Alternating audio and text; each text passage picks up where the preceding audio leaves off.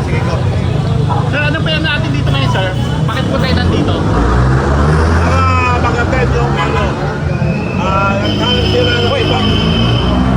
naghanap sila ng ibang lugar ngayon dahil pinagbawal dito. Sino magbabawal? Yung mga magdalakaw dahil ayaw kang lumabas. Sinasabi ko na, bago nila ako mapatay, ang magdalakaw dito, Martin Romualdez at Marcos, silang dalawa lang. Meron kami pruweba na sila nagdalakaw ng kabanang bayan. Kompleto po kami, ilalabas namin lahat ngayon. Sir, ano matan mo mangyari, itutuloy natin ito, sir? Ha? Ano matan mo mangyari, itutuloy po natin to? Tutuloy, maski saan tayo mapunta, tutuloy. We will join. Hanap na kami ng ibang lugar para makapagsalita. We will join. Malalaman nyo rin mamaya. Pero walang makapigil sa amin. Mapatay na kami lahat. Pero sasabihin namin ang totoo, ang magdanakaw, Martin Romualdez at Marcos Jr. Sila ang utak. Kaya sila nagpipigil. Kaya yung mga pulis na nagpipigil dito, kasalanan din nila kung ba't sila ang magpigilan ng taong bayan. Sigurado ako, may prueba kami na sila ang mastermind sa mga nakawan.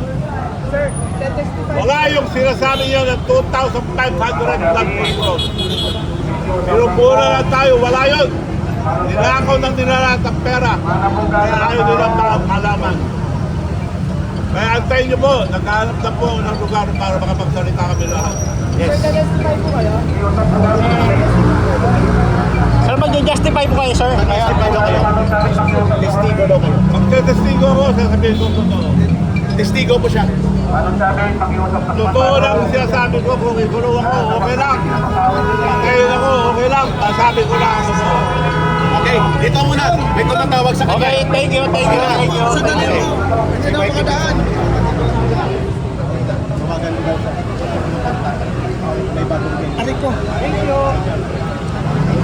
So dito po tayo sa may EDSA mga kababayan at supposedly meron pong Blue Ribbon hearing dito pero pinagbawalan daw po sila kaya maghahanap po si former Governor Jabit ng ibang venue mga kababayan, no?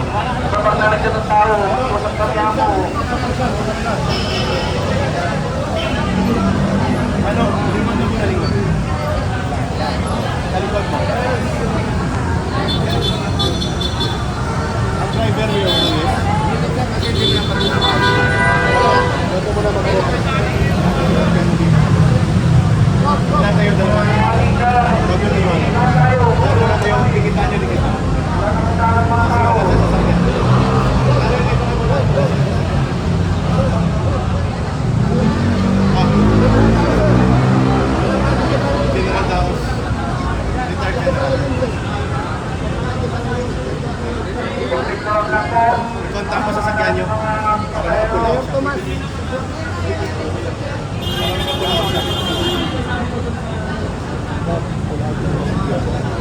Tayo ng history na lang.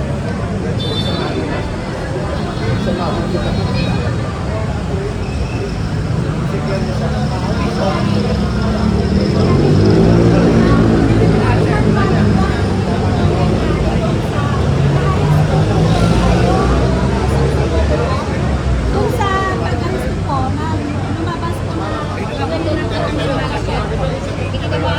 Ano ka lang yun? May one to Paris na.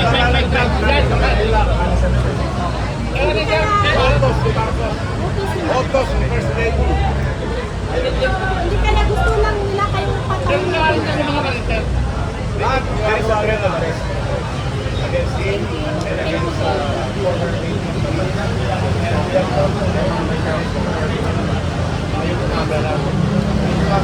Kaya nga hindi ito tinuloy kasi tinatakot na rin itong may-ari.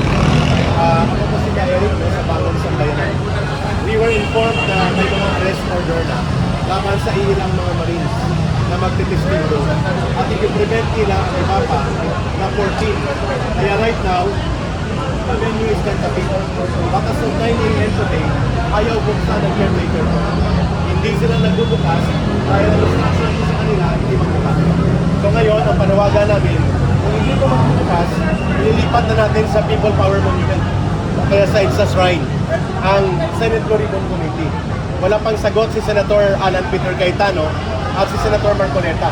Pero si Governor Chavez open siya na sa People Power Monument gagawin ang Senate Blue Ribbon Committee. Why not? That is historical and that is the first time na ang Senate Blue Ribbon ay isinagawa sa People Power Monument. Sir, kayo ba galing yung arrest to There are information coming in sa aming mga Viber group na may secret arrest order para sa mga 18 Marines or former soldiers. At kasama din ba sa mga kaso na isasampa pa itong 14 na lalabas pa. Kaya nag-recalibrate. Out mo na, tawagan ko. Thank you, sir. Hindi na kayo makalmas. Gas pa yan? Gas pa yan.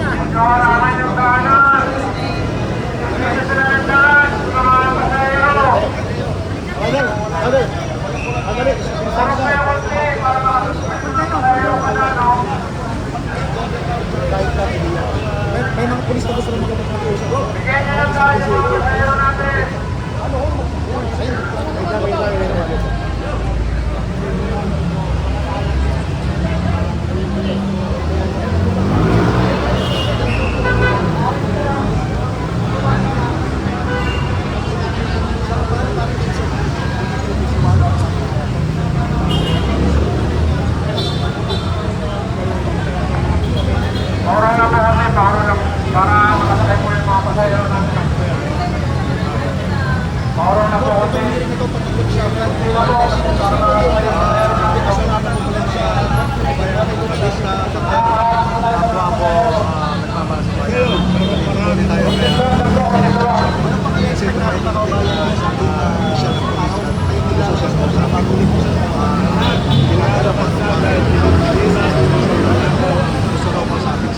Information lang, governor na